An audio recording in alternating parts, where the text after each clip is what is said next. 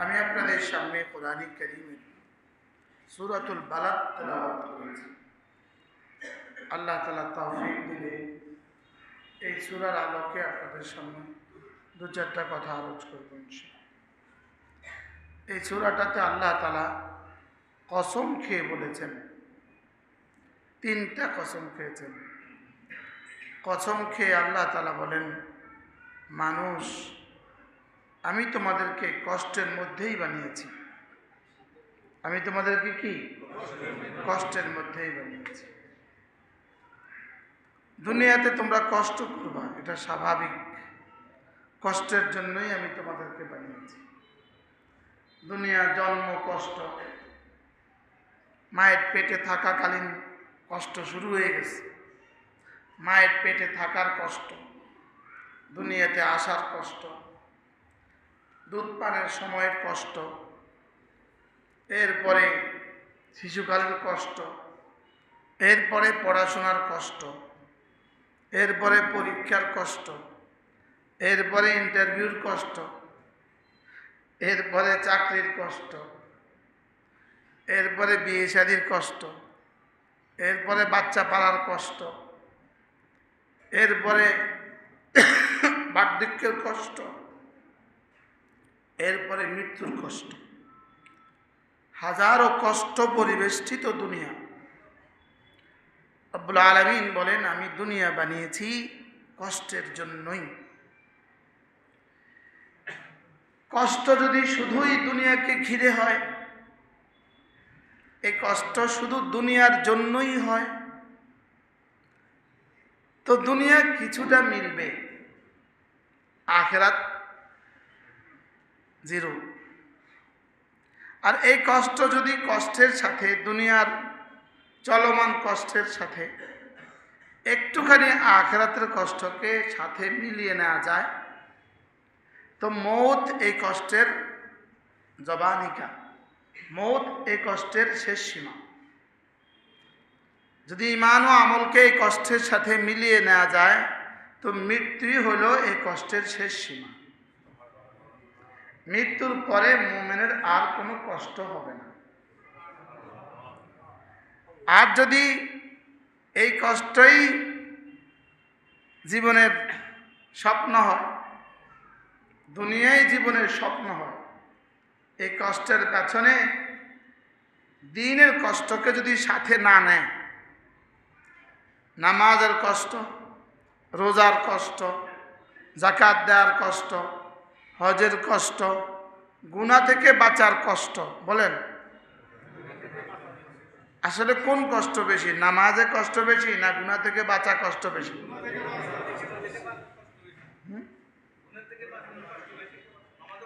না করা আবার কিসের কষ্ট? এটা তো না না না করার মধ্যে আবার কষ্ট কিসের? না করার মধ্যে কষ্ট আমরা নফসরে বানিয়ে নিয়েছি। না করার মধ্যে কোনো কষ্ট নাই। যেমন বিড়ি খাওয়ার মধ্যে কষ্ট, না খাওয়ার মধ্যে কোনো কষ্ট নেই। যেমন টেলিভিশন দেখার মধ্যে কষ্ট, না দেখার মধ্যে কোনো কষ্ট নেই। যেমন দাড়ি রাখার মধ্যে কোনো কষ্ট নাই, না রাখার মধ্যে কষ্ট। বুঝেন? মাআযাল্লাহ জেনার মধ্যে কষ্ট, জেনা না করার মধ্যে কোনো কষ্ট নেই। চুরি করার মধ্যে কষ্ট, না করার মধ্যে কোনো কষ্ট নেই। আসলে গুনার মধ্যে কষ্ট নাই। গুনার মধ্যে কষ্ট আমরা মানিয়ে নিয়েছি, বানিয়ে নিয়েছি। গুনার মধ্যে আসলে কোনো গুনাহ ছাড়তে কষ্ট হয় না। বলেন, আবার বলেন। যেটা ছাড়তে কষ্ট হবে এটাকে আল্লাহ তাআলা ছাড়া ওয়াজিব করেন নাই। মনে বুঝেন না? যেটা ছেড়ে দিলে বান্দার কষ্ট হবে, বলেন এটা আল্লাহ তাআলা এটাকে হারাম করবেন কেন? এটাকে মাকরুহ করবেন কেন? এটাকে গুনাহ বানাবেন কেন? এটা করতে আমার বন্ধু কষ্ট পাবে, ওটাকে আমি গুনাহ করব কেন? আমার মনে হয় বুঝেন নাই। মূলত গুনার মধ্যে কোনো কষ্ট, গুনার মধ্যেই, গুনাহ ছাড়তে কোনো কষ্ট নাই, গুনাহ করতে কষ্ট। কি বলছি বলেন তো?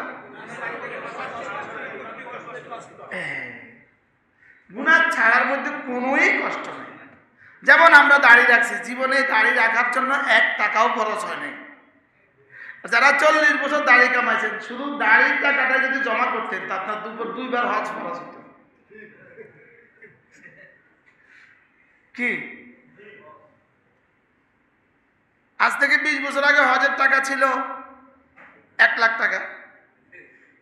তো যদি আপনি জীবনে শুধু দাড়ি টাকা কামাবার টাকাটা জমা করতেন। চাটখিলে একজন পত্রিকার সাংবাদিক ছিল, ইন্তেকাল হয়ে গেছে, আল্লাহ তার কবরকে জান্নাতের টুকরো বানিয়ে। ইংরেজি পত্রিকার সাংবাদিক ছিল, সে আমাকে খুব মহব্বত করত। তো একদিন এক মাহফিলে উনি সভাপতি ছিলেন, আমার গ্রামের বাড়ির পাশে। তা আমি এই প্রসঙ্গ বয়ান করলাম যে আপনি যদি দাড়ি কাটার টাকাটা জমা করতেন এবং বিড়ি খাওয়ার টাকাটা জমা করতেন তা আপনার উপর হজ ফরজ হয়ে যেত। উনি মনে মনে নিয়ত করছেন আর দাড়ি কাটবো না। উনি এবার করছেন কি, ওই দাড়ি কাটার টাকাটা প্রত্যেক দিন মধুবনের শোরুম ছিল তার, মধুবনের শোরুম, ওখানে একটা বক্সের মধ্যে দাড়ি কাটার টাকাটা প্রতিদিন জমা করতেন। এরপরে বিড়ি খাইতেন, তো বিড়ি খাওয়ার টাকাটাও ওই বক্সে জমা করতেন। পরে একদিন এই 6 মাস 1 বছর পরে ওখানে আমি যাওয়ার পথে আবার নামছি তার মধুবনের মিষ্টির দোকানে। তো বলতেছে হুজুর এই বাক্সে কত হয়েছে দেখেন, 60,000 না 70,000 টাকা জমা হয়েছে। কি ভাই, তাইলে প্রতিটা গুনাহ করতে কষ্ট হয়, বলেন গুনাহ করতে শারীরিক কষ্ট, শারীরিক কি হয় বলেন, লেকিন নফসের মিষ্টি লাগে। নফসের কি লাগে? নফসের হারাম মজার পেছনেই লুকায়িত আছে জাহান্নাম। নফসের হারাম মজার পেছনে লুকায়িত আছে কি বলেন, বলে জাহান্নাম কিসের পেছনে লুকায়িত বুঝে না? নফসের হারাম চাহিদা পুরা করার পেছনে কি লুকায়িত আছে? এই জন্য জাহান্নামকে আল্লাহ তাআলা প্যাকেট করে রেখে দিয়েছেন নফসের হারাম চাহিদা দিয়ে। হুফফাতিন নার বিল মাকারিহ, জাহান্নামকে পরিবেষ্টন করে রেখেছে, এটাকে আবরণ দিয়ে রেখেছে কিসের? নফসের হারাম চাহিদার। বলেন কি বলছি? নফসের হারাম চাহিদা জাহান্নামকে বেষ্টন করে রেখেছে। নফসের হারাম চাহিদার পর্দাটা ভেদ করলেই জাহান্নাম। আর ইবাদতের কষ্টের পর্দা দিয়ে হুফফাতিন নার, হুফফাতিল জান্নাহ বিল মাকারিহ ওয়া হুফফাতিন নার বিশাহাওয়াত, জাহান্নামকে ঢেকে দেওয়া হয়েছে শাহওয়াত দিয়ে, আর জান্নাতকে ঢেকে দেওয়া হয়েছে ইবাদতের কষ্ট দিয়ে। ইবাদতের কি দিয়ে বলেন? ইবাদতের কষ্ট। ইবাদতের মধ্যে কষ্ট আছে না নাই?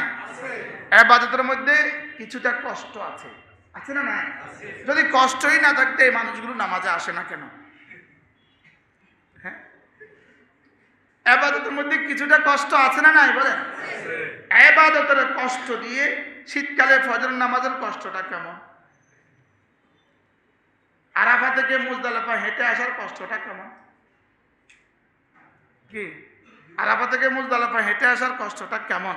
সেই কষ্টটা কেমন লাগে? হেঁটে আসছেন কেউ জীবনে? কে হেঁটে আসছেন না? হেঁটে আমরা এবার হেঁটে আসছি।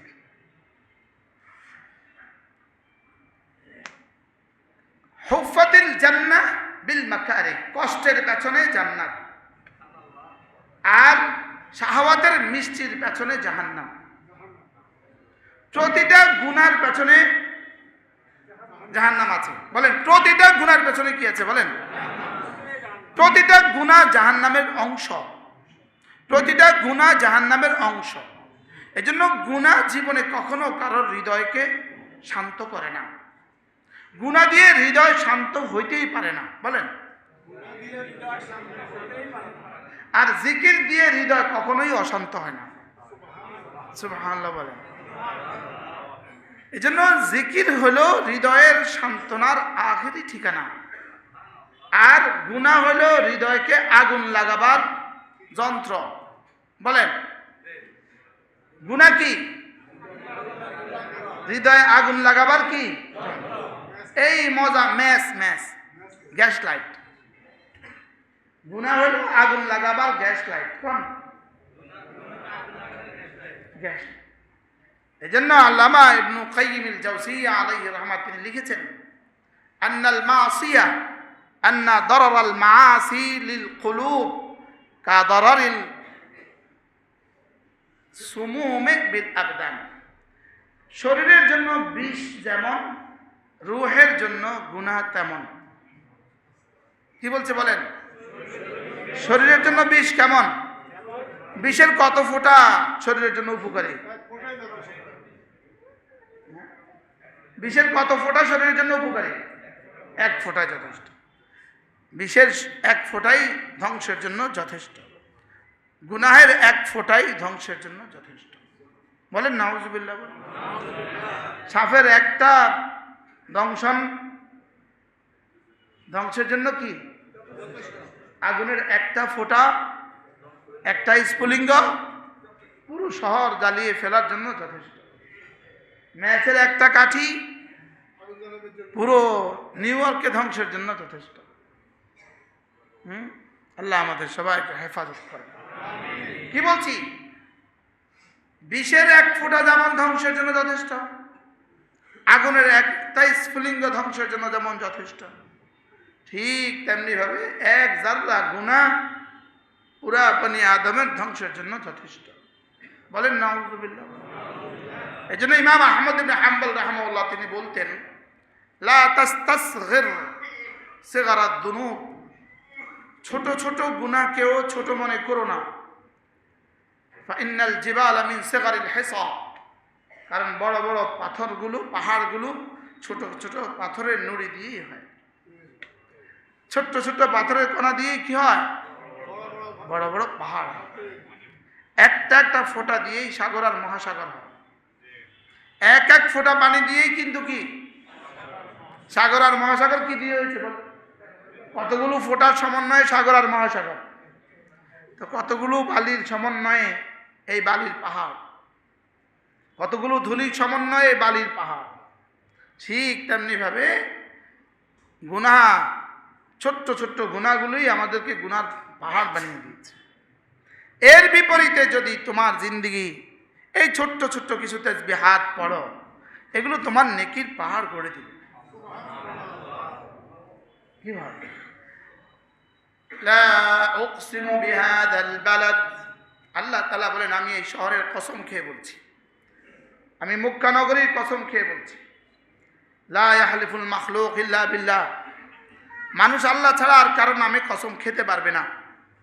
আল্লাহ ইয়াহলিফ বিমা শা, আল্লাহ কসম খেতে পারবেন যাকে চান তাকে দিয়ে। বান্দা অন্য কারো কসম খাওয়ার সুযোগ নেই। বান্দা কোনো মানুষের নামে, বান্দা কোনো পীরের নামে, বান্দা কোনো মাখলুকের নামে কসম খেতে পারবে না। আমি আকাশের কসম খেয়ে বলছি তোমাকে ভালোবাসি। ভুয়া ভু বলেন, কি বলছি বলেন? ধোঁকা। পৃথিবীর যত হারাম ভালোবাসা আছে সব ধোঁকা। বলেন, হালাল ভালোবাসা বলতে হয় না, আর হারাম ভালোবাসা বলতে হয়। আর যেই ভালোবাসা বলতে হয় এটা ভালোবাসা নয়। বলেন, কি বলছি? যেই ভালোবাসা বলতে হয় এটা কি নয়? এটা ভালোবাসা। আমি তোমাকে ভালোবাসি, ভুয়া, সব ধোঁকা। বলেন কি? এই মোবাইলে যতজন বলে ভালোবাসি, ধোঁকা ধোঁকা। বলে জোয়ানরা বলো বলো, বলে এতক্ষণ লাগে কাউকে? যে বলে সেও জানে, যে শুনে সেও জানে। যে ভালোবাসা বলতে হয় এটা ধোঁকা। বলেন, যে ভালোবাসা কি এটা কি? ভালোবাসা মুখের জিনিস না। তাইলে কি লেগে করলাম এটা? আবার ভালোবাসা এলো কি লেগা?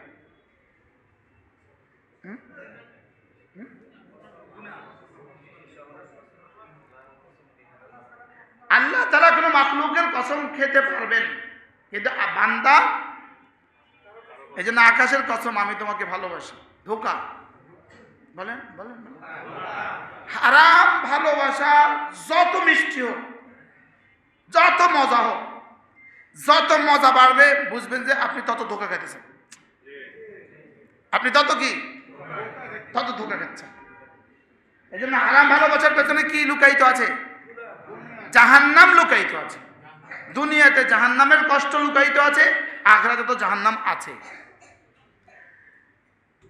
লাকাদ খালাকনাল ইনসানা ফি কাবাদ লা উকসিমু বিহাদাল বালাদ। আমি এই শহরের কসম খেয়ে বলছি, আমি এই মক্কা নগরীর কসম খেয়ে বলছি। তারপরে কি ওয়া আনতা হিল্লুম বিহাদাল বালাদ, তাহলে মক্কা নগরী দামি, এজন্য রব মক্কা নগরীর কসম খেয়েছেন। মক্কা নগরী কি দামি, এজন্য কি পৃথিবীর সবচেয়ে দামি শহরের নাম কি? আপনি ওই শহরে গেলেন না, আপনি দুনিয়াতে কিছুই গেলেন না। আপনি ওই শহরের কালো গোলাপ দেখেন নাই, আপনি দুনিয়াতে কিছুই দেখেন না। কি বলছি? বাকি যাদের মাল না থাকার কারণে যেতে পারেননি, আপনার আফসোসের কারণে রব হয়তো আপনার হৃদয়ে বাইতুল্লাহর কারণে আপনাকে রব অনেক দিয়ে দিবে। যারা মাল থেকেও যেতে পারেননি, আপনারা এই আফসোস রাখবেন কোথায়? এই আফসোস কোথায় রাখবেন? আমাদের মাওলানা আনিস অনেক সুন্দর বলে যে দু চোখ বাইতুল্লাহর কালো গিলাফ দেখেনি, সে দেখলো কি? সে কি বলেন বলেন? আল্লাহ আমাদের সবাইকে যাওয়ার তৌফিক দান করেন। সব পাক্কা নিয়ত করেন, সবাই নিয়ত করেন। আপনি হজ করছেন, নিয়ত করেন না কেন? যারা হজ করেছেন তারা উমরা যাবেন, যারা হজ করেননি তারা আগে হজ করবেন। বলেন ইনশাআল্লাহ, বলেন আগে উমরা করার ধোকা খাবেন না। আগে উমরা করার কি খাবেন না? যারা হজ ফরজ হয়ে আগে উমরা করার চেষ্টা করছেন, এরা ধোকায় আছেন, ধোকা। এদেরকে নফস কি বলে? হজে যাইস না, হজে পরে যাইস, এখন উমরা করে ফেল। এটা নফসের হালকা ধোকা, নুরানি ধোকা। মনে বুঝেন না? এটা নফসের কি ধোকা বলেন? যারা হজ ফরজ হয়ে হজ করেন না, উমরা করেন, এদের হলো নফসের নুরানি ধোকা। হ্যাঁ, কি বলছি বলেন? হজ ফরজ, কিন্তু উনি কি করেন না, উনি কি করছেন? এটা উনি কি করছেন? নফসের নুরানি ধোকা। নফস তাকে একটা নুরানি ধোকা দিতেছে। হজ পরে করিস, আগে উমরাটা কইরা তো দেখবি, বুঝবি, করতে সহজ হইব। এটা হলো নুরানি ধোকা, মানে নেক্সট সুরতে ধোকা। বলেন নেক্সট সুরতে কি? ওই উমরা করতে গিয়া তার যে ফজরটা ছুটে গেছে, ওই ফজর ছুটা 1,00,000 উমরার সমকক্ষ হবে না। নাউজুবিল্লাহ বলেন। লেকিন হজ করতে গিয়া, ফরজ হজ করতে গিয়া বিমানের কারণে উমরা ফজর ছুটছে, বাধ্য। এখানে এই কাজা রব মাফ করে দেবে। এটা যে বাধ্য হয়েছো তুমি, এর লেগা। কিসের লেগে বাধ্য হয়েছে? সে ফরজের লেগে বাধ্য হয়েছে, লেকিন ওখানে সে কিসের লেগে বাধ্য হয়েছে? পুরা নফলের লেগে সে বাধ্য হয়েছে। এই জন্য আগে হজ করবো। বলেন ইনশাআল্লাহ। সবাই হজের নিয়ত করেন ইনশাআল্লাহ। ইনশাআল্লাহ কত ডর লাগে সব। কিভাবে বলা দরকার ছিল কলিজা থেকে? এই অ্যাডভোকেট হজ করছেন, কেন হজ করেন না? বাকিটা জিগাইলাম না, উমরা করছেন এটা জিগাইলাম না। প্রত্যেকেই হজের নিয়ত করেন, করেন ইনশাআল্লাহ। যারা হজ করেছেন বছরে একবার উমরা নিয়ত করবেন। হজ করার পরে বছরে একবার উমরা যাওয়া মানে আপনি বিয়ের পরে বছরে একবার কমপক্ষে শ্বশুরবাড়ি যাওয়া। সুবহানাল্লাহ বলেন। এই বিয়ের আগে কিসে শ্বশুরবাড়ি? কি বলছি বলেন? বিয়ের আগে শ্বশুরবাড়ি যায়, ওই বাড়িওয়ালারা খুব খুশি হয়। মনে বুঝেন না? বিয়ের আগে কিসের শ্বশুরবাড়ি? এই হজের আগে কিসের বাইতুল্লাহ? বাইতুল্লাহ হজ বলেন। বাইতুল্লাহ কি? হজ। সব হজের নিয়ত করেন, আল্লাহ তৌফিক দান করেন। আপনি উমরা যাইতেন না? যাইয়াম মাঝে মাঝে ধাক্কা দেয়, এরপরও যাইয়াম মাঝে মাঝে ধাক্কা দেয়। আল্লাহ তাআলা যাদেরকে ভালোবাসেন তাদেরকে মাঝে মাঝে ধাক্কা দেন। যাদেরকে ভালোবাসেন না একটা টানে উঠায় নিয়ে আসে। যাদেরকে তওবার সুযোগ দেন না তাদেরকে উঠায় নিয়ে আসে। আর যাদেরকে ভালোবাসেন তাদেরকে একটু ধাক্কা দেয়। সুবহানাল্লাহ।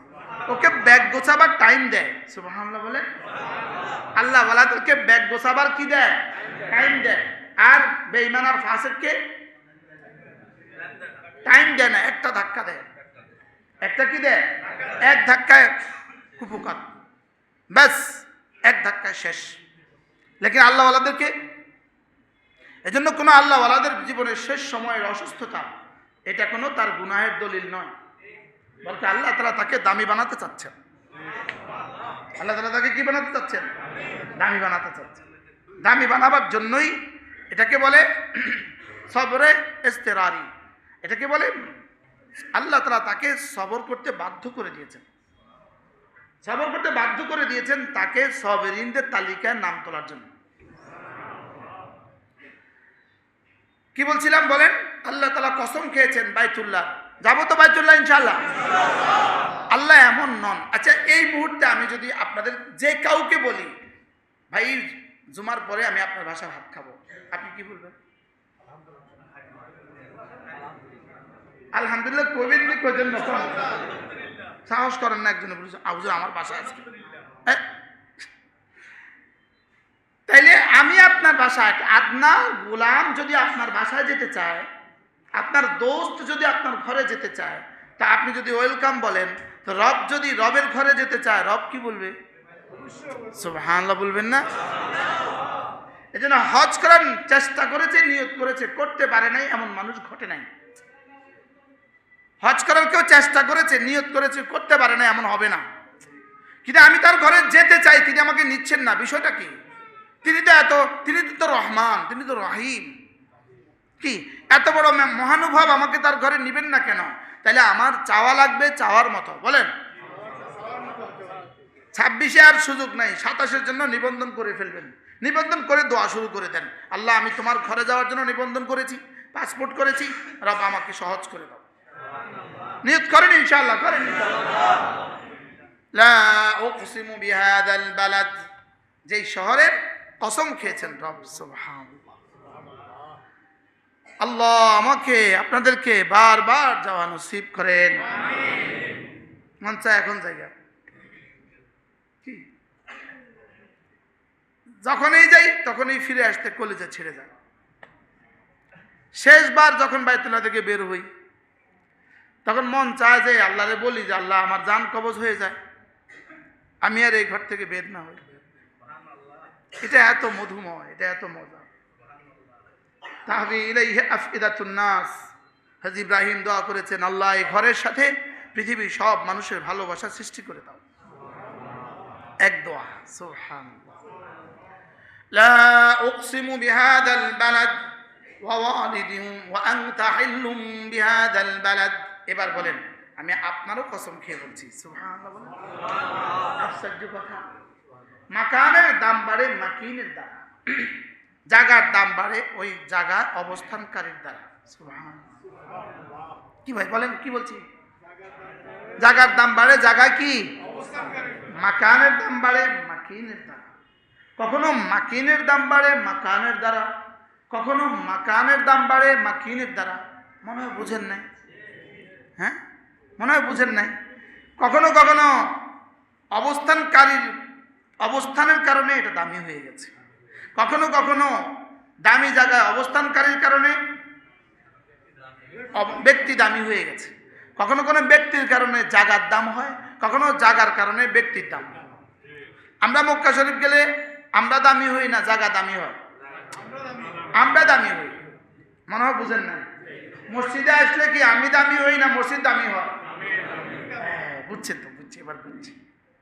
কি ভাই বুঝেন না? দামি চেয়ারটার লেগে কি পরিমাণ যুদ্ধ শুরু হয়ে গেছে, সামনে আর 3 মাস কি যুদ্ধটা যাবে ইনশাআল্লাহ। নাউজুবিল্লাহ না কেন? ইনশাআল্লাহ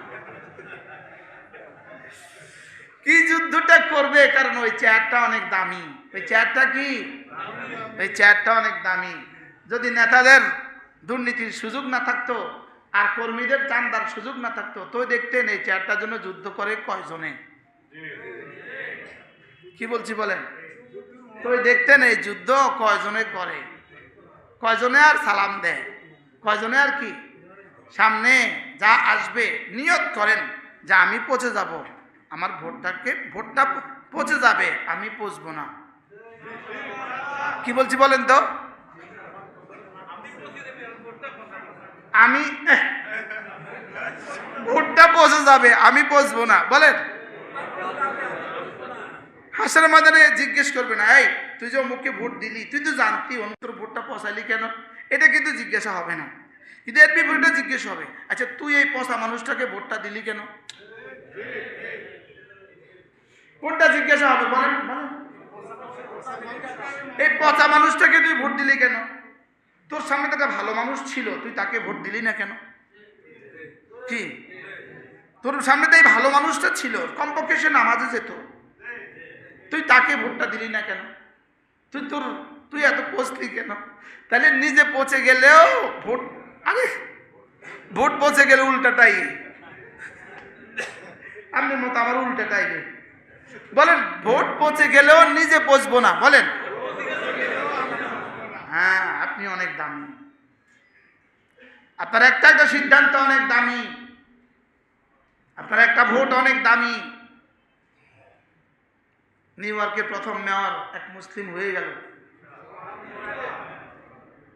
18 সালে সে নিউ ইয়র্কের কি হয় পাসপোর্ট পায়, 18 সাল। 18 থেকে 25, 7 বছরের ব্যবধানে ট্রাম্পের সাথে টাক্কা লাগাইছে। এটাতে একটা জিনিস বোঝা যায়, একটা কথা কমপক্ষে নিশ্চিত হওয়া যায় যে ওই দেশের হুকুমত, ওদের প্রেসিডেন্ট যেটা চায়, জনগণ যদি তার বিপরীতটা চায় সেটাই ফলে। এটা কথাটা বোঝা গেছে। আর আমাদের প্রেসিডেন্ট যদি একজন হয়ে যায়, তো সুইপার থেকে সচিব পর্যন্ত সব তার দলের হইতে হয়। কি আর কেউ আর ভিন্ন কেউ কোনো কিছু চিন্তা করার সুযোগ কি? কিন্তু ওখানে গণতন্ত্র কেমন ছিল, কেমন হয়েছে? সে 3 দিন আগেও বলছে না ওকে দেয়া যাবে না, লেকিন জনগণকে আপনি যাকে বলছেন তাকে দিলাম না আমরা। কি আর আমাদের গণতন্ত্র কেমন বলেন? একজন মেম্বার হয়ে গেছে তো সব মসজিদের সভাপতি সে হয়ে গেছে, বলেন না বাস্তব না বাস্তব? সব স্কুলের সভাপতি সে হয়ে গেছে, অথবা তার মনোনীত প্রার্থী, শুধু তিনি যাকে বলবেন তিনি। কিন্তু এখানে কি স্বচ্ছতা, কি বোঝা গেল বলেন? একটা 7 বছরের আমেরিকান, 7 বছরের আমেরিকান, সে আমেরিকান কত বছরের? তো 7 বছরে সে আমেরিকা আর কত কোটি কত বিলিয়নেই কামাইছে। পৃথিবীর সব বিলিয়নিয়রের শহর ওই শহর, বুঝেন নাই মনে হয় কথা? পৃথিবীর সব ট্রিলিয়নিয়রের শহর ওই শহর, সেখানে সে 7 বছরে আর তার মালই কত। তাহলে বোঝা গেছে ওখানে মাল দিয়ে গণতন্ত্র নির্ধারিত হয় না, ওখানে প্রেসিডেন্টের ইশারা দিয়ে গণতন্ত্র নির্ধারিত হয় না, সরকারি দলের ইশারা দিয়ে গণতন্ত্র নির্ধারিত হয় না। আর আমাদের গণতন্ত্র নির্ধারিত হয় কি দিয়া? একটা জিনিস তো বোঝা গেল, কি বলেন? ওই যুবককেও আল্লাহ তাআলা হেদায়েত দিয়ে দেন, হেদায়েতের উপরে ইস্তেকামত দিয়ে দেন, সেজন্য পুরো পৃথিবীর নির্যাতিত মানবতার জন্য কিছু করতে পারে। আল্লাহ যেন তাকে তৌফিক দিয়ে দেন, পুরো পৃথিবীর মজলুম মানুষের জন্য সেজন্য কিছু করতে পারে। আল্লাহ তাআলা তাকে তৌফিক দিয়ে দেন। দোয়া করতে কোনো অসুবিধা আছে? দোয়া করতে অসুবিধা আছে? আল্লাহ, তাইলে আল্লাহ তাআলা কসম খেয়ে বলেন ওয়া আনতা, আমি তোমার কসম খেয়ে বলি। কার কসম খাচ্ছেন? রাসূলের। এবার রাসূলের একটা শব্দ বলেছেন ওয়া আনতা হিল্লুম বিহাদাল বালাদ, তুমি কে? হিল্লুম বিহাদাল বালাদ, দেন বাবা এই মুরব্বিকে একটু দেন, বাবা দেন মুরব্বিকে একটু আগান। আল্লাহ, ওয়া আনতা হিল্লুম বিহাদাল বালাদ। হিল, হেল শব্দের দুটো তর্জমা, একটা হলো হলুল থেকে হেল, আর একটা হলো হালাল থেকে, হেল্লুন থেকে হেল। হালাল থেকে যদি হেল হয় আর হলুল থেকে যদি হেল হয়, তাহলে তর্জমা কি? 3টা তর্জমা।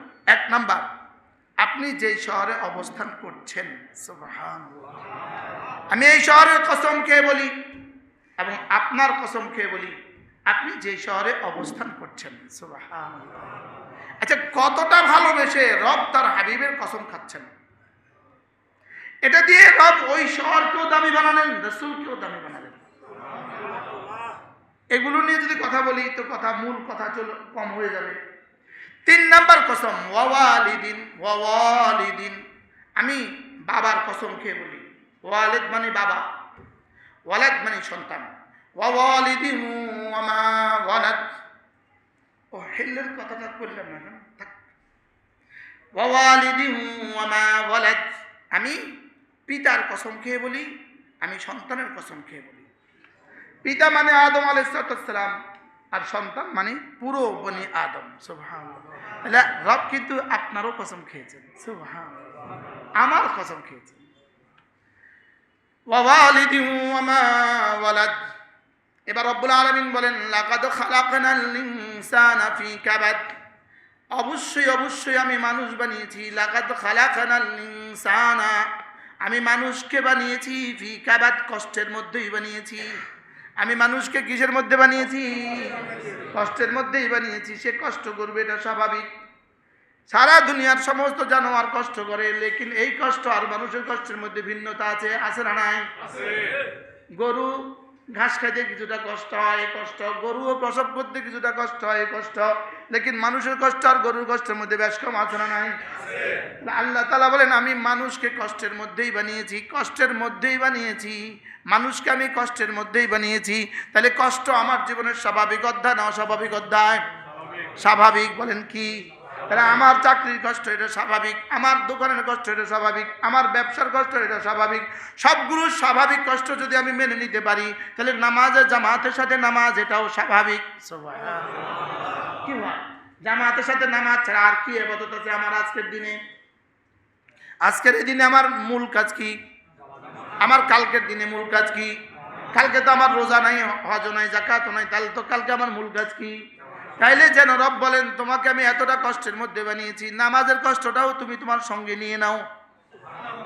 বলেন নামাজের কষ্টটাও একটু মিলিয়ে নাও, নামাজের কষ্টটা একটু মিলিয়ে নাও। দোকানের শাটারটা তোমাকে ফেলতে হয়, একটু কষ্ট তুমি একটু সময়ের জন্য মেনে নাও, আবার গিয়ে খুলবা, একটু কষ্ট।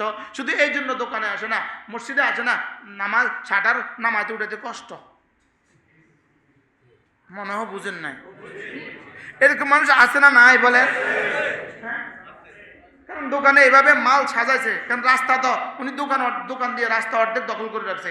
যিনি বিনা প্রয়োজনে অকারণে রাস্তা দখল করছেন দোকানের মাল দিয়া, আপনি হাসরের ময়দানে প্রতিটা মানুষের কষ্টের জন্য হাসরের ময়দানে জবাব দিতে হবে। এটা নতুন পয়েন্ট জীবনে বললাম। পৃথিবীর কোথাও দোকানের সামনে, নিজের দোকানের সামনে ফর্সা সাজায় না। আপনি দোকানের সামনে সরকারি জায়গাতে ফর্সা সাজালেন কেন? যদি আল্লাহ আমাদেরকে ইসলামী হুকুমত দেয়, এই রাস্তায় ফুটপাত থাকবে না। ইনশাআল্লাহ বলেন ইনশাআল্লাহ। আমার মনে হয় দিব। আরে বলেন দিবে ইনশাআল্লাহ। বলেন ইনশাআল্লাহ। ওজি স্যার ইনশাআল্লাহ কয় না।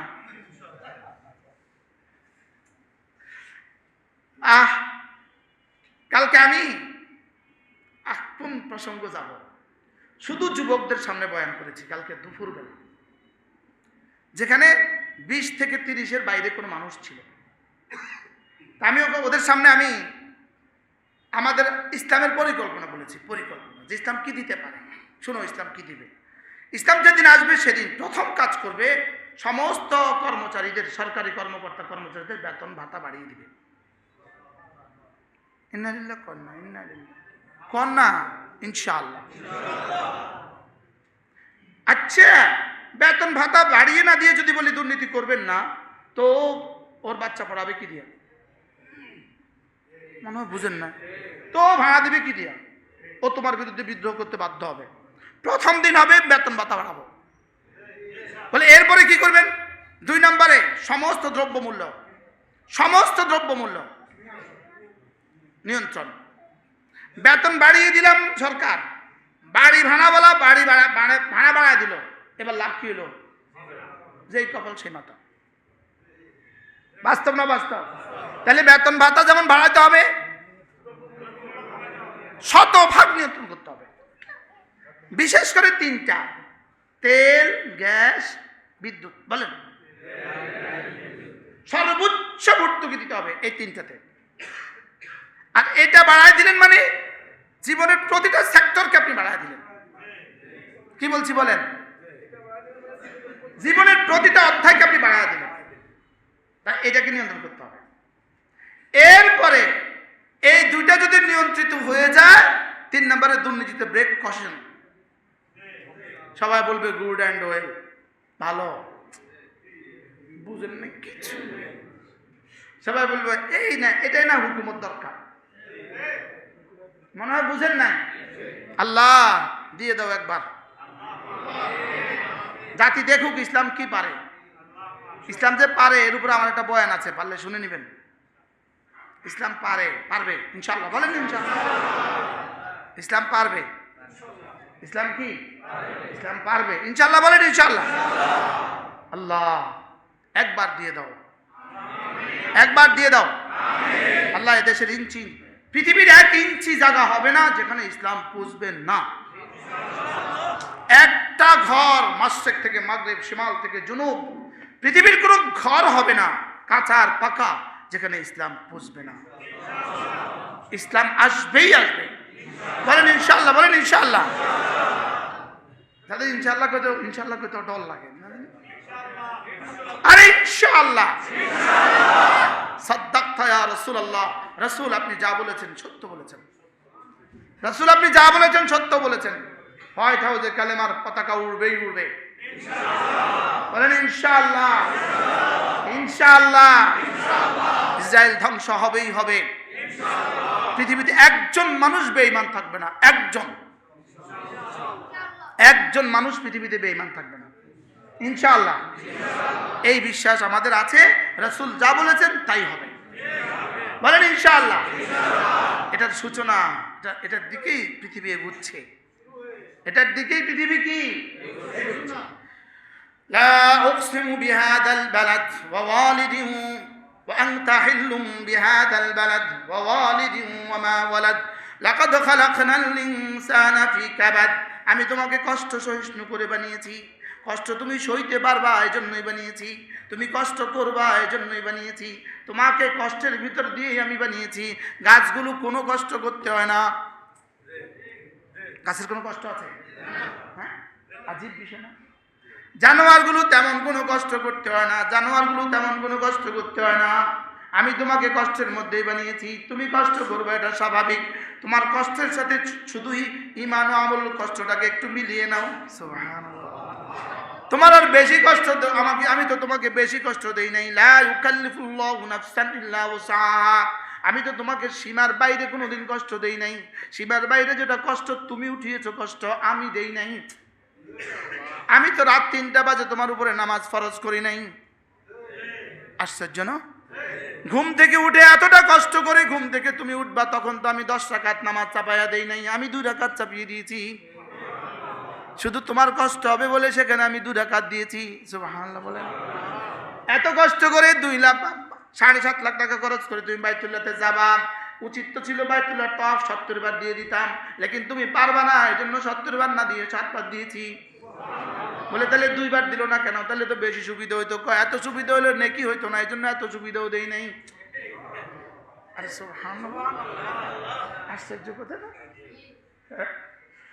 লাকাদ খালাকনাল ইনসানা ফি কাবাদ। 5 ওয়াক্ত নামাজ পড়তে তোমার কিছুটা কষ্ট হবে, আমি তো হাজারো কষ্টের মধ্যে তোমাকে বানিয়েছি, এই কষ্টটাও সাথে নিয়ে নাও। সুবহানাল্লাহ। তুমি মাল কামিয়েছো কত কষ্ট করে, কত কষ্ট করে মাল কামিয়েছো, কত কষ্ট করে মাথার ঘাম পায়ে ফেলে মাল কামিয়েছো। মাথার ঘাম পায়ে ফেলে মাল, মাথার ঘাম পায়ে ফেলে কি মাল? হ্যাঁ, মাল কামাইতে মাথার ঘাম পায়ে ফেলছেন, আছেন এরকম মানুষ? নাই নাই। হ্যাঁ, স্যার ট্রেনিং এর সময় কি অবস্থা ছিল? ঘাম কয় মন করে বাইরেছে? ঘাম কাকে বলে? ট্রেনিং এর সময় ঘাম কাকে বলে? মুজা আটকে গেছে শরীরের সাথে, এরকম ঘাম গেছে না বলেন? তোমাকে আমি কষ্টের মধ্যেই বানিয়েছি, কষ্ট তোমার জীবনের স্বাভাবিক কর্ম, কষ্টই তোমার জীবনের স্বাভাবিক ধর্ম। তুমি কষ্ট করবা এই জন্যই তোমাকে বানিয়েছি, তবে নামাজের কষ্টটাকে সাথে মিলিয়ে নিও। সুবহানাল্লাহ। লাকাদ খালাকনাল ইনসানা ফি কাবাদ। বাহ বাহ, আমি তোমাকে কষ্টের মধ্যেই বানিয়েছি। এরপরে কি বলে? এবার রব্বুল আলামিন দুটো সিদ্ধান্ত শুনিয়েছেন, দুটো কথা শুনিয়েছেন। মানুষ, তুমি যে নাফরমানি করছো, তুমি কি ভাবছো তোমার উপরে ক্ষমতাধর পৃথিবীতে আর কেউ নাই? তুমি কি ভাবছ তোমার উপরে লাগাম ধরনেওয়ালা, লাগাম টেনে ধরনেওয়ালা পৃথিবীর আর কেউ নাই? তুমি কি ভাবছ তোমার হাতের শক্তি চিরদিন থাকবে? তুমি কি ভাবছ তোমার হাড়ের শক্তি চিরদিন থাকবে? তুমি কি ভাবছ তোমার পায়ের শক্তি চিরদিন থাকবে? তুমি কি ভাবছ তোমার উপরে ক্ষমতা ধরার কেউ নাই, তোমাকে কুপুকাত করার মতো আর কেউ নাই? আয়াহসাবু আল্লা ইয়াকদিরা আলাইহি আহাদ, তুমি কি ভেবেছ তোমার উপরে ক্ষমতা ধরার কেউ নাই? আল্লাহ কি গত 16 বছরে কি তারা জীবনে একবার কল্পনা করছিল আমরা পালাই না, আমরা পালাই না? তিনি সবার আগে পালিয়েছেন।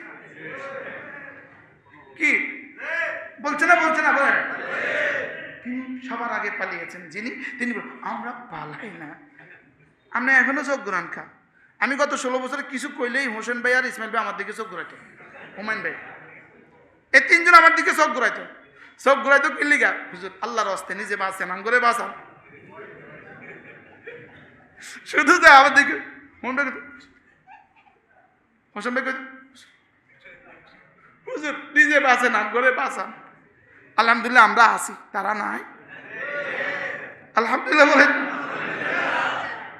কি ভাই, আমার জেলখানা জিজ্ঞাসা করতো আপনি কবে বেরোবেন? এরা কারারক্ষীরা, তারা না সারা রাত পাহারাদারি করতো। আমি তো সারা রাত পড়তাম, এসা পড়ে আমি পড়া শুরু করতাম, ফজরের আজান পর্যন্ত আমি পড়তাম। ফি কুল্লি ইয়াউম, আলহামদুলিল্লাহ প্রতি রাত। এটা ছিল কমন অধ্যায়, শুধু পড়া। তো আমার সামনে দিয়ে যখন ওরা পায়চারি করতো তো বলতো হুজুর আপনি জেলখানা থেকে কবে বেরোবেন? আমি বলতাম বের হওয়া নিশ্চিত ইনশাল্লাহ, জিন্দা বা মুর্দা বের আমি ইনশাল্লাহ হব। তবে হয় কি, আল্লাহ দাম করে বের করছে, তা করে বের করবো কবে? বের হইয়া কবরে, বের হইয়া ইনশাল্লাহ কয় না। আপনাগুলোকে মহাব্বত লাগে, কবর নেন না লোক পায় না। কে ধৈর্য আবার বিপদে পড়ে, কে জানাজা যায় আবার বিপদে পড়ে, কি আয়াহসাবু আল্লা ইয়াকদিরা আলাইহি আহাদ, সে কি ভেবেছে তার উপর ক্ষমতাধর কেউ নাই? কি সবক দিচ্ছে রব? বলেন না হ্যাঁ আছে, বলেন। প্রত্যেকটা বেনামাজিকে রবে সবক দিচ্ছেন, প্রত্যেকটা বেরোজগারিকে রবে সবক দিচ্ছেন, প্রত্যেকটা হারামখোরকে রবে সবক দিচ্ছেন, প্রত্যেকটা হারামখোরকে রবে সবক দিচ্ছেন, প্রত্যেকটা দুর্নীতিবাজকে রবে সবক দিচ্ছেন, আমাকে সবক দিচ্ছেন, আপনাকে সবক দিচ্ছেন। কি ভেবেছিস? আয়াহসাবু, কি ভেবেছিস? আল্লা ইয়াকদিরা আলাইহি আহাদ, তোর উপরে কি কেউ ক্ষমতাধর নেই? বলেন না আছে। আমার উপরে ক্ষমতাধর আছে না নাই? আছে। বলেন আছে। তোর কিডনি আমার আঙ্গুলের মাথায়, তোর হার্ট আমার আঙ্গুলের মাথায়, তোর গলা আমার আঙ্গুলের মাথায়, তোর ব্রেন আমার আঙ্গুলের মাথায়। না আঙ্গুলের মাথা না, আমার ইশারায়। না আমার ইশারাও না, আমার এরাদায়। ইশারায় না এরাদা? ইশারা তো আঙ্গুল লাগে, না ইশারায় না, এরাদা। তোমার সুস্থতা আমার এরাদা, তোমার রিজিক আমার এরাদা, তোমার জীবন আমার এরাদা, তোমার পথ চলা আমার এরাদা। তোমার সক্রিয়তা বলতে কিছু দেই নাই আমি তোমাকে। তুমি ভেবেছো তুমি সব পারো, তুমি এই জন্য আমার নামটা নিতে শরম লাগে। জুলাই সনদে তুমি আমার নামটা নিতে পারোনি।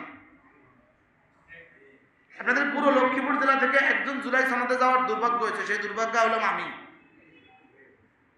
মনে হয় বুঝেন না।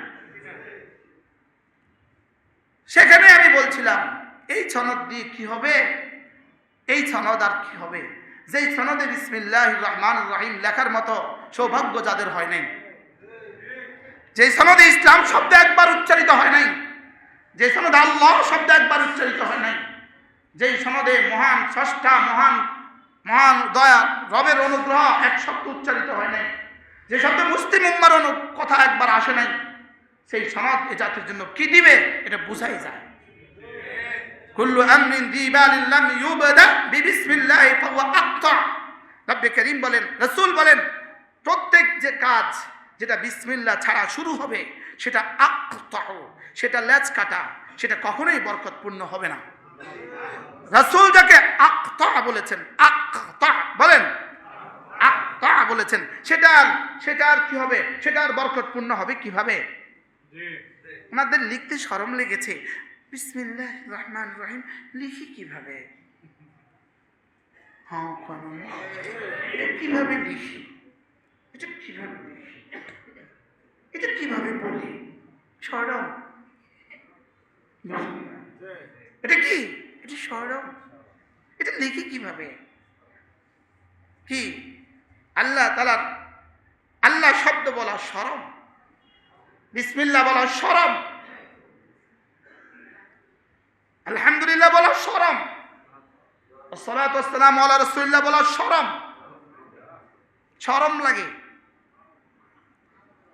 গোটা আরব হুকুমত, পুরা আরব দেশ, পুরা মধ্যপ্রাচ্যের একটা হুকুমত আপনি পাবেন না যে তার জীবনের কোন বক্তব্য বিসমিল্লাহির রহমানির রহিম আলহামদুলিল্লাহি রাব্বিল আলামিন আসসালাতু ওয়াসসালামু আলা রাসূলিল্লাহ বলে শুরু করেন না। একটা বক্তব্য আপনি পাবেন না।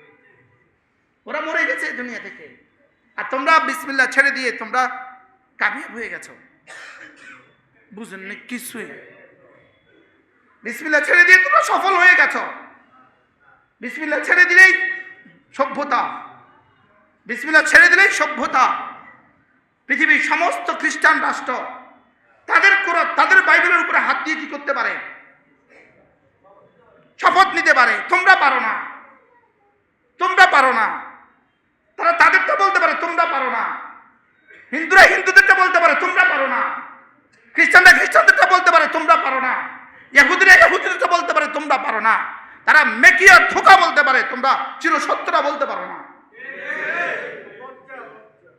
লজ্জা লাগে, লজ্জা লাগে, লজ্জা শরম লাগে। বিসমিল্লাহ বলতে পারে না, শরম লাগে। তারা বিসমিল্লাহই বলতে পারে না। এদের দ্বারা জাতি কি পাবে? এদের যারা চুরি আর ডাকাতি আর দুর্নীতি ছাড়া জাতি আর কিছু পাবে না। চুরি আর ডাকাতি আর দুর্নীতি ছাড়া জাতি আর কিছু পাবে না। কেন এত দামি কাজে, এত রক্তের বিনিময়ে, এত রক্তের বিনিময়ে যে স্বাধীনতা, সেটার সনদ লিখতে বিসমিল্লাহ লিখতে ভুলে গেলেন কেন? সেটার সনদ লিখতে বিসমিল্লাহ লিখতে ভুলে গেলেন কেন? এটা হাতে পাওয়ার সঙ্গে সঙ্গে হৃদয়ে একটা তুফান শুরু হয়েছে। আল্লাহ, আমি যদি আমার 1 মিনিটের জন্য এই মঞ্চে দেয়, আমি এই শব্দ বলবো, যাওয়ার তাই হবে। লেকিন চিন্তা চেতনা করে আর কেউ বক্তৃতাই দেয় না, ওখানে কাউকেই ফ্লোর দেয় না। নিজেই বলেছেন, একাই বলেছেন। কি ভাই, বিসমিল্লাহ বলতে অসুবিধাটা কি ছিল? কে নিষেধ করেছে তোমাকে বিসমিল্লাহ বলতে? তোমার রাসূল তো বলেছেন, সর্বকালের সর্বশ্রেষ্ঠ মহামানব তো বলেছেন, সর্বকালের সর্বশ্রেষ্ঠ রাষ্ট্রনায়ক তো বলেছেন, সর্বকালের সর্বশ্রেষ্ঠ সেনাপতি তো বলেছেন। বলেন মুহাম্মদুর রাসূলুল্লাহ সর্বকালের সর্বশ্রেষ্ঠ রাষ্ট্রনায়ক, মুহাম্মদুর রাসূলুল্লাহ সর্বকালের সর্বশ্রেষ্ঠ সেনাপতি, মুহাম্মদুর রাসূলুল্লাহ সর্বকালের সর্বশ্রেষ্ঠ শান্তির প্রবক্তা, মুহাম্মদুর রাসূলুল্লাহ সর্বকালের সর্বশ্রেষ্ঠ শান্তির ধারকার বাহক। তার কথা, যিনি জীবনের নিজের থেকে কিছু বলেননি, তার কথা। কুল্লু আমরিন যী বালিন লাম ইউবদা বিসমিল্লাহ ফাহুয়া আবতার ওয়া ফি রিওয়ায়াতিন ফাহুয়া আকতা। সেটা ধুলায় দূষিত, সেটা লেজ কাটা, সেটা বরকতহীন। বিসমিল্লাহ বলতে অসুবিধা কোথায় ছিল? বিসমিল্লাহ বললে 16 কোটি 18 কোটি মানুষের কে আপনাকে কি দিত? নিরুৎসাহিত করত। কে আপনার বিরুদ্ধে বক্তৃতা দিত? আপনি বিসমিল্লাহ বললেন না কেন? বিসমিল্লাহ দিলেন না কেন? কে বলতো আপনাকে? কে প্রতিবাদ করতো আপনাকে? কেউ তো প্রতিবাদ করতো না। লেকিন আপনি এত কষ্টের অর্জনকে ধ্বংস করে দিলেন। এত কষ্টের অর্জনকে কি করে দিলেন? এত কষ্টের অর্জনকে ধ্বংস করে দিলেন। আগামীতে যারা আসবেন, বিসমিল্লাহর সাথে বেয়াদবি চলবে না। বিসমিল্লাহর জায়গায় না বলা, এটা বিসমিল্লাহর সাথে বেয়াদবি। বিসমিল্লাহর জায়গায় না বলা, এটা রব্বে কারীমের সাথে বেয়াদবি। রব রহমান, রব রহিম, কেন এই 2 শব্দ বিসমিল্লাহর মধ্যে সংযোজন করলেন? অন্য কিছু পারতেন না? বিসমিল্লাহিল খালিক, বিসমিল্লাহিল মালিক তো বলতে পারতেন। লেকিন রহমান আর রহিম কেন বলেছেন? শুধু কলিজা দাগ দেওয়ার জন্য। এই শোন, তোর জীবনের সব আমি রহমানের অবদান। কোত্থেকে কোথায় নিয়ে আসছে আপনাকে, চুবাইয়া দিছে আপনাকে পদ্মা নদী। আপনারা সুযোগ পেলে ওখানে ঢাইলা দিত, আপনাকে সুযোগ পেলে ওখানে ঢেলে দিত। আর যে রব আপনাকে সেখান থেকে তুলে নিয়ে আসছে, আপনি লিখতে ওটা লিখতেন, ওদেরকে বললেন না কেন এটা ওদের বিসমিল্লাহ লেখো, শুরু করছি পরম করুণাময় রবের নামে, এটা বলতে অসুবিধা কি ছিল? শুরু করছি পরম করুণাময় রবের নামে, এটা বলতে অসুবিধা কি ছিল? রহমানের নামে শুরু করেছি, অসুবিধা কি ছিল? বাংলায় বলতেন, আপনার ইংরেজিতেই বলতেন। আয়াহসাবু আল্লা ইয়াকদির আলাইহি আহাদ, ভেবে দেখেছো তোমার উপরে ক্ষমতাধর কেউ নাই? রব কিভাবে চোখে আঙ্গুল দিয়েছেন। আয়াহসাবু আল্লা ইয়াকদির আলাইহি আহাদ, কি ভেবেছিস তোর উপরে ক্ষমতাধর কেউ নাই? বলেন, বাংলা বলেন, তর্জমাটা বলেন, কি ভেবেছ? বলেন, তোমার উপরে ক্ষমতাধর কেউ নাই? বলেন, অবশ্যই আছে। আবার বলেন, অবশ্যই আছে। আয়াহসাবু আল্লা ইয়াকদির আলাইহি আহাদ ইয়াকুলু আহলাকতু মালাল লুবাদা, সে কি বলে আমার অনেক মাল আছে, আমার অনেক মাল আছে, আমি বিসমিল্লাহ বলবো কেন? আমার অনেক ক্ষমতা আছে, আমি বিসমিল্লাহ বলবো কেন? আমেরিকা আমার পক্ষে আছে, বিসমিল্লাহ বলবো কেন? আমার তো অনেক ধনবল আছে, বিসমিল্লাহ বলবো কেন? আমার তো অনেক জনবল আছে, বিসমিল্লাহ বলবো কেন? আমার তো অনেক সমর্থক আছে, বিসমিল্লাহ বলবো কেন? আমার তো অনেক মাল আছে, আমি বিসমিল্লাহ বলবো কেন? রব বলেন, না না না না না না না না না না না না, তুমি ভেবেছো তোমার উপরে ক্ষমতাধর কেউ নাই। এবার রব বলেন, তুমি ভেবেছো তোমার অনেক মাল আছে, না না না, হাজার হাজার কোটি কোটি মালওয়ালাকে আমি মাটির সাথে মিশিয়ে দিয়েছি। কি দিছে না? দিছে না? এই মুহূর্তে জমিনের উপরে মালওয়ালা বেশি না জমিনের নিচে মালওয়ালা বেশি? জমিনের উপরে ক্ষমতাধর বেশি না জমিনের নিচে ক্ষমতাধর বেশি? কি ক্ষমতাধর বেশি এখন জমিনে? ক্ষমতাধরের বেশি বেশি সংখ্যক এখন জমিনে না জমিনের নিচে? তা যারা এখন আছে তারা যাবে না? ওই দিন ওই কুলাঙ্গার, যে কুলাঙ্গার আফগানিস্তানের ধ্বংসের জন্য দায়ী, যেই কুলাঙ্গার ইরাকের ধ্বংসের জন্য দায়ী, দেখছেনি ওই মারা গেছে কিনা? কথা কয় না, মারা গেছে কিনা? তো কই থাকতে তো পারলো না। এখন কি আচরণ হবে ওখানে? দুনিয়াতে তো রব ধরেন নাই। দুনিয়াতে কেন ধরেন নাই? প্রশ্ন, দুনিয়াতে কেন ধরেন নাই? এই পরিমাণ গজবের উপযুক্ত দুনিয়া এই গজব লোড নিতে পারবে না, এজন্য দুনিয়া ধরেন নাই। মনে হয় বুঝেন নাই। দুনিয়া ধরছেন না কেন বলেন? এই পরিমাণ গজব একজনের উপরে যদি গজব দিত, সাত আসমান ভেঙে যেত, এই জন্য দেয় না। এই জন্য এদেরকেও পাড়ে দিবে, সবাই পারে। বলেন, সব পারে, সবাই পাড়ে দিবে। লাকাদ খালাকনাল ইনসানা ফি কাবাদ আয়াহসাবু আল্লা ইয়াকদির আলাইহি আহাদ ইয়াকুলু আহলাকতু মালাল লুবাদা। হুবহু এই কথা লেডি ফেরাউন যাওয়ার সময় শেষ মুহূর্তে বলেছিল, তোমরা কথা শুনছো না কেন? তোমাদেরকে অনেক মাল দিয়েছি। কি বলছে আরবিকে? তোমাদের জন্য কি না করেছি আমি? সব সেনা অফিসারদের জন্য আমি ফ্ল্যাট দিছি, সব কিছু করে দিছি। বিষয়টা কি? এত মাল খরচ করেছি, কথা শুনছো না কেন? হুবহু রব যা বলছে তা। সুবহানাল্লাহ বলুন। আহলাকতু মালাল লুবাদা, আমি অনেক মাল খরচ করেছি, রাষ্ট্র উজাড় করে তোমাদেরকে দিয়ে দিয়েছি। না কোনা মরা কবরের উপরে ওয়াজ করতেছি। আমি কি কবরস্থানে ওয়াজ করতেছি না মানুষের মধ্যে? কবরস্থানে ওয়াজ করলে না ওয়াজ নাই। আহলাকতু মালাল লুবাদা, আমি অনেক মাল খরচ করে ফেলেছি, অনেক মাল খরচ করেছি, তোমাদেরকে অনেক করেছি, অনেক দিয়েছি। আজকের এই নিরাপত্তা দেওয়ার জন্যই তো দিয়েছি। অস্ত্র গুটালে কেন? অনেক মাল দিয়েছি। হ্যাঁ, আমাদের সেনাবাহিনী সেদিন যদি অস্ত্র নিচের দিকে দাগ না করতো, আজকের এই স্বাধীনতা হতো না। এজন্য শুধু সেনাবাহিনীকে নিয়ে কলঙ্কিত করার মতো বক্তব্য দেওয়া উচিত নয়। মনে হয় বুঝেন না? আমাদের আর্মিকে নিয়ে, আর্মি যদি সেদিন তাদের বন্দুকের নলাকে নিচু না করতো, একজনও বাঁচত না, একজনও। আমিও না, আপনিও না। ওখানে দেখেন রব বাঁচিয়েছেন, আলহামদুলিল্লাহ বলেন। এই বাস্তবতা কি অস্বীকার করার কোনো সুযোগ আছে? এই জন্য আমাদের সেনাবাহিনীকে নিয়ে শুধু শুধু কি করার দরকার নাই। আর সেনাবাহিনী এক দেশের প্রাণ, আপনি ওদেরকে বিতর্কিত করবেন কেন? শুধু শুধু বক্তৃতা দেয় সেনাবাহিনীর বিরুদ্ধে, বেকুব কারে কয়। বাস্তব না বাস্তব? আমাদের সেনাপ্রধানও বলছে ওরা বুঝে না। আমাদের সেনাপ্রধান একটা সুন্দর বলছে ওরা বুঝে না, ওরা আমাদের ছেলের সমান, ওরা বুঝে না। বাহরাল, তাইলে মাল তো অনেক খরচ করেছি। রব বলেন, সে কি বলে জানো? ইয়াকুলু আহলাকতু মালাল লুবাদা, সে বলে আমি তো অনেক মাল খরচ করেছি। তাইলে বোঝা গেছে মাল খরচ করা তোমাকে বাঁচাতে পারবে না। বলেন কি বলছি বলেন? মাল তোমাকে বাঁচাতে পারবে না, মাল তোমাকে বাঁচাতে পারবে না।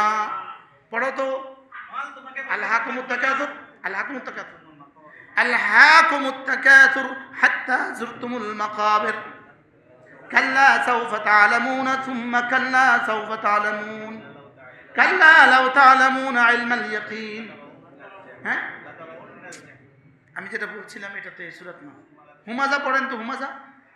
ওয়াইলুল লিকুল্লি হুমাজাতিল লুমাজা ইয়াহসাবু আন্না মালাহু আখলাদা, সে মনে করেছে তার মাল তাকে স্থায়ী করে দিবে, তার মাল তাকে স্থায়িত্ব দান করবে। না না না না, মাল কাউকে স্থায়িত্ব দান করে না।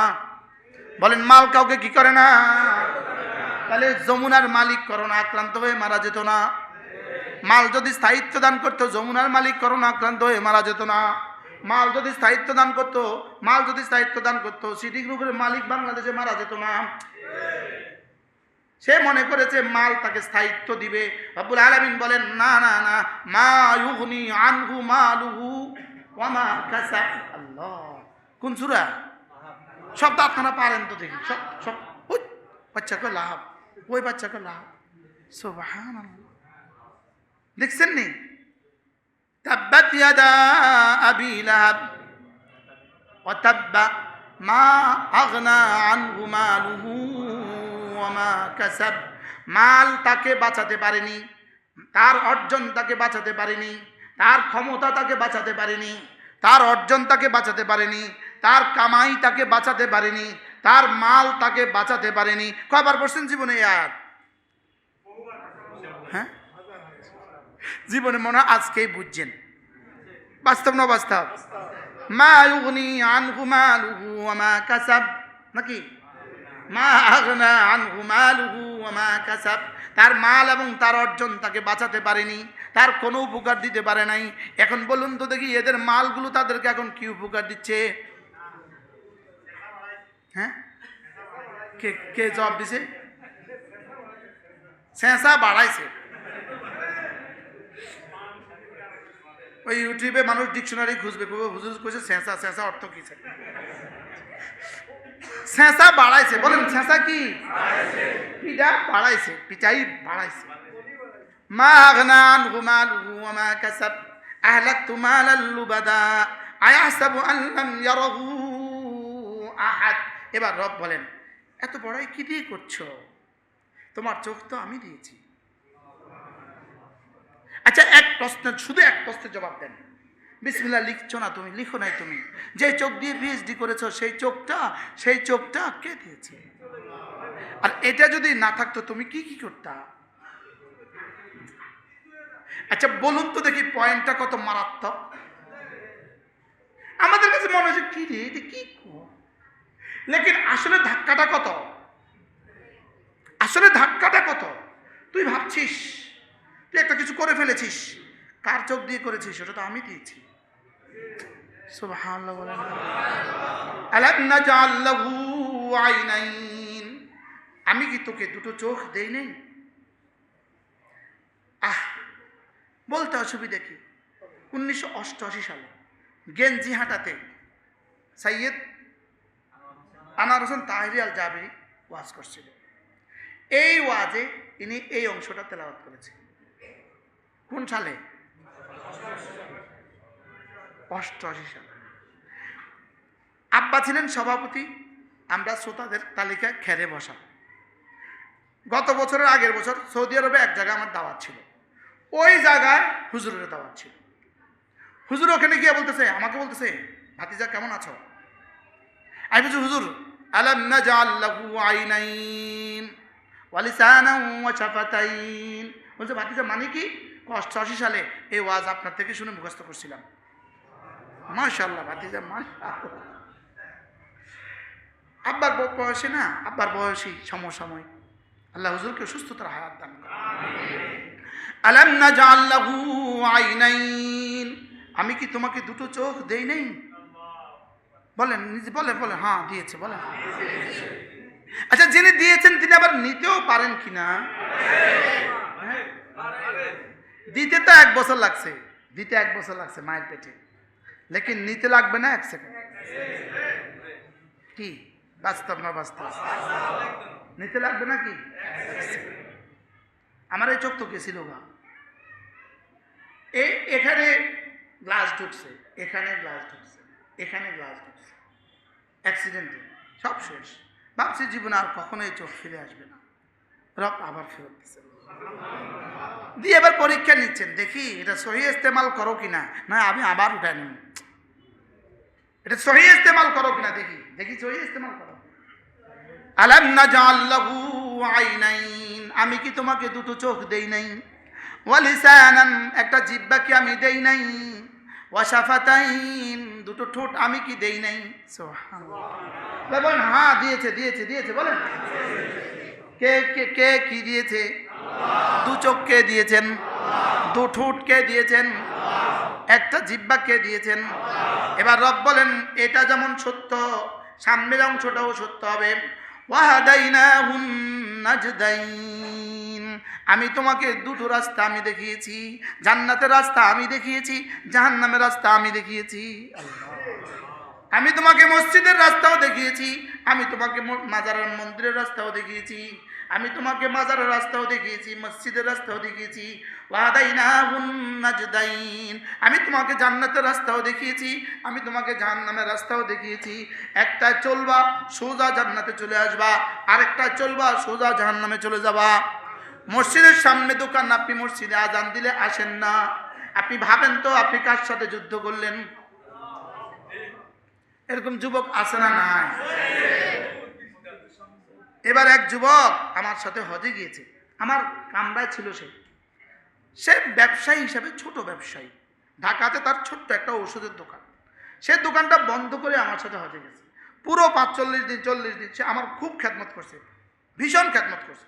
সফরে যা যা লাগে সব সে করেছে, লুঙ্গি ধোয়া, জামা ধোয়া, রুম গুছানো সব সে করেছে। পড়াশোনা সামান্য, পড়াশোনা একদমই সামান্য, সামান্য পড়াশোনা। লেকিন এই যুবক বাংলাদেশে আইসা তার একটা স্পিড উঠছে, তার একটা জ্বলন উঠছে। আমার নাতি যে এত ফিডা খাইও কাঁদে না, ওই জন্য তো শুক্রিয়া। সে কি করছে?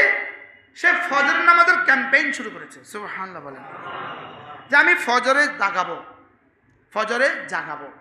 সে মোবাইলে যুবকদের নাম্বার কালেকশন করে করে ফোন দেয়, ভাই নামাজ, ভাই নামাজ। তার ক্যাম্পেইনে হাজিরা খাতা এখন 500 জনের নাম উঠে গেছে, এবং এরা একসাথে ফজর নামাজে আসে। সুবহানাল্লাহ বলেন। আচ্ছা, মালিক যদি কাম নিতে চায়, হারুন আমার রুমে ছিল যে হারুন, মালিক যদি কাম নিতে চায় এভাবেই নেয়, কোনো যোগ্যতা লাগে না। সুবহানাল্লাহ বলেন। সে বলে যে হুজুর আমার জুমার নামাজ এখন ফজরের নামাজ সমান। ঢাকা মুগদাপাড়া। কি ভাই, কি বুঝলেন? আপনারা পারবেন না একজন একজনকে ডাকতে? বলেন না ইনশাআল্লাহ, বলেন ইনশাআল্লাহ।